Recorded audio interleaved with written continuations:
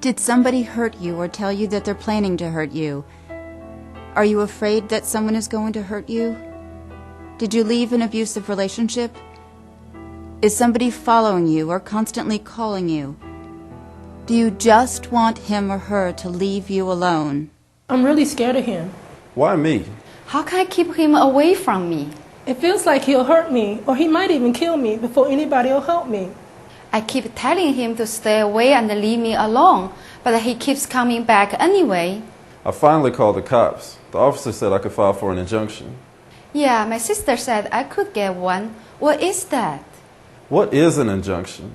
An injunction, or a restraining order, is a court order that tells one person to stay away from and not contact another person. Unless the court order says otherwise, this means no contact by phone, email, text messages, letter, in person, or other method. An injunction can tell someone to stay away from your home, car, work, and any other places that the court feels is necessary. This is done in civil court, not criminal court, so the person who requests an injunction keeps the case going. Before a final judgment is issued, the person asking for the injunction can ask the court to drop or stop the order by filing a form called a voluntary dismissal. The clerk's office has these forms. After a final judgment is entered, the person requesting an injunction can ask the court to drop or change the injunction, and a hearing will then be scheduled about the dismissal or change to the order. An injunction does not ask the court to put the other person in jail, but if the other person violates it, he or she may be arrested. Where do I go?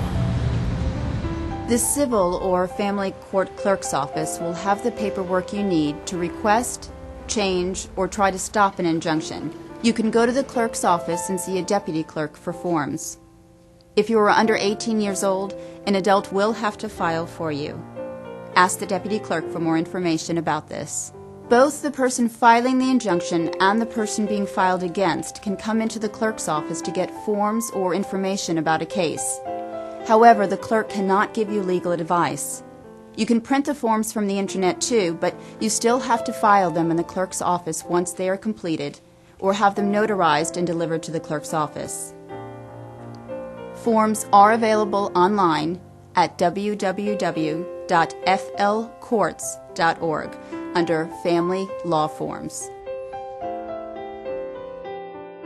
I wonder how much this will cost. Actually, there is no cost for filing for an injunction for protection, or for any motions to dismiss, modify, or extend an injunction. Will someone help me fill out the forms? If you can afford an attorney, or legal aid is available, it is always better to get an attorney. The court does not provide an attorney for you. Sometimes legal aid or other low-cost legal help is available in your area. If you do not have an attorney, court employees, deputy clerks, or advocates are able to help you. They can answer your questions about the forms and explain the court terms and procedures. They do not fill out the forms for you and cannot give you legal advice. You can fill out the papers on your own.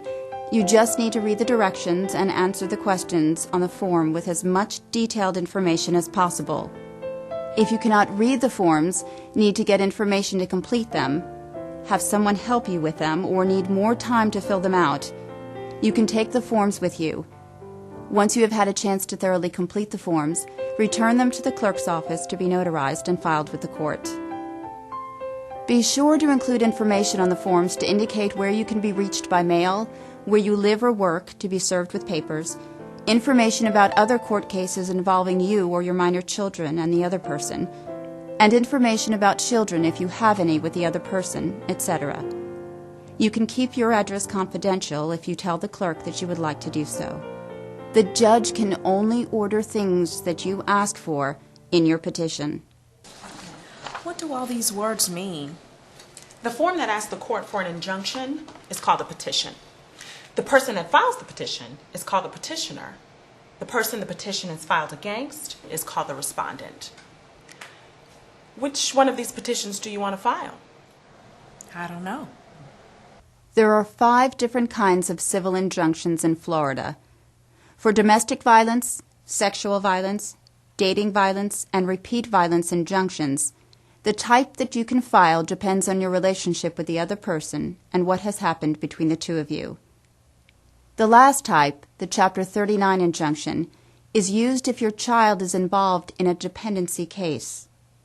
These injunctions are usually filed by the Department of Children and Families and handled in dependency court.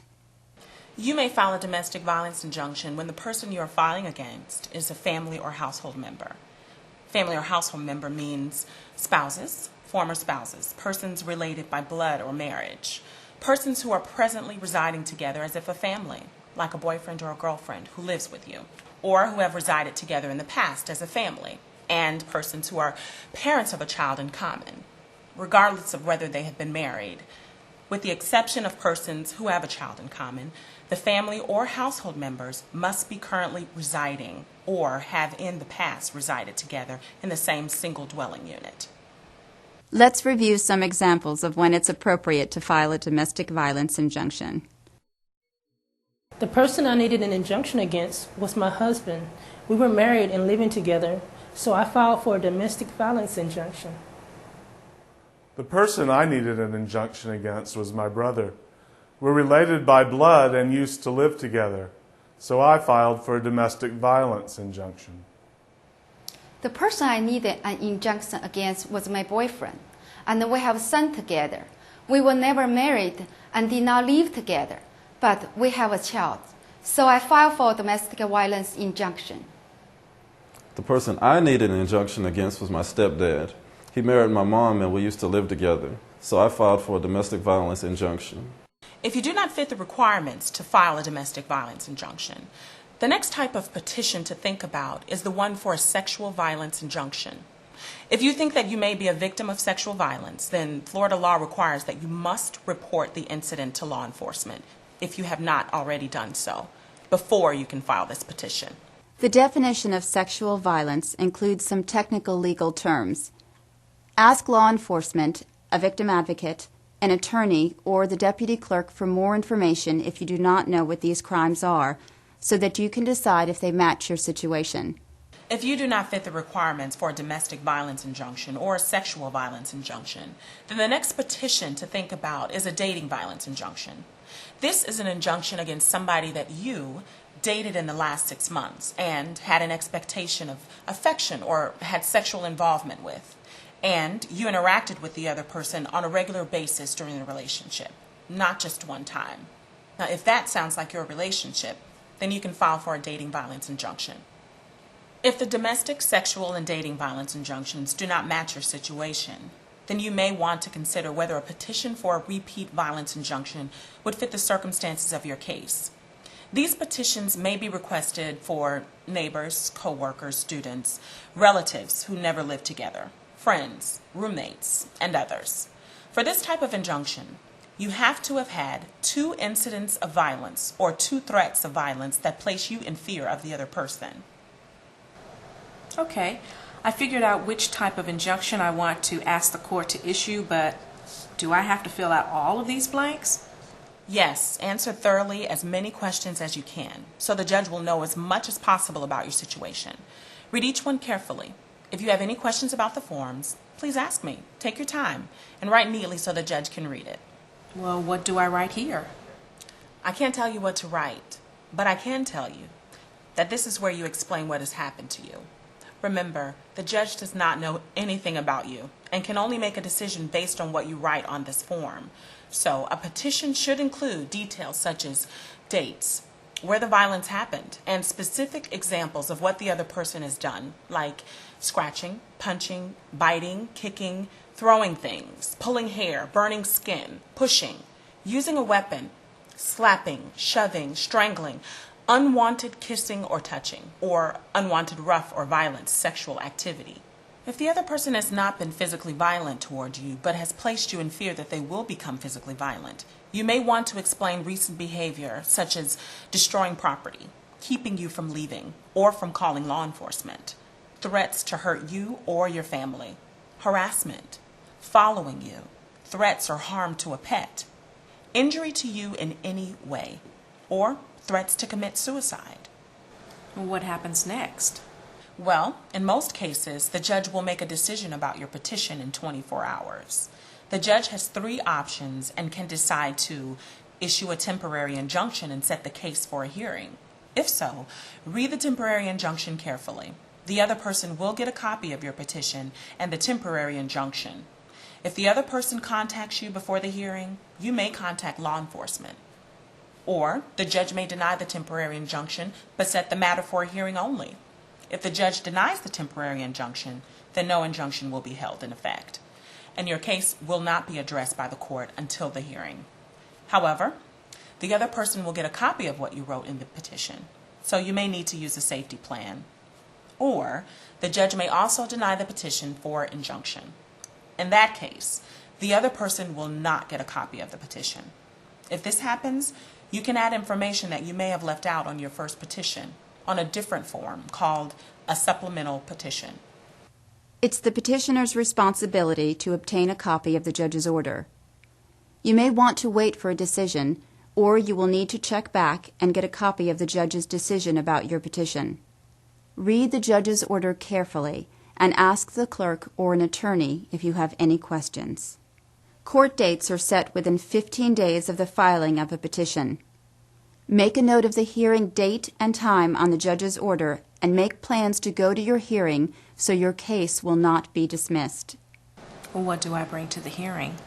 You can bring witnesses, evidence, or documents that capture what's happened to you, proof of your income or financial information, titles or deeds to property, and copies of other court orders. Witnesses are people that saw or heard what happened to you. Sometimes the court orders people to come in to tell the judge about what they saw or heard. This order is called a subpoena. You may want to request that witnesses attend by first serving them with a subpoena, and the clerk can help you to do that.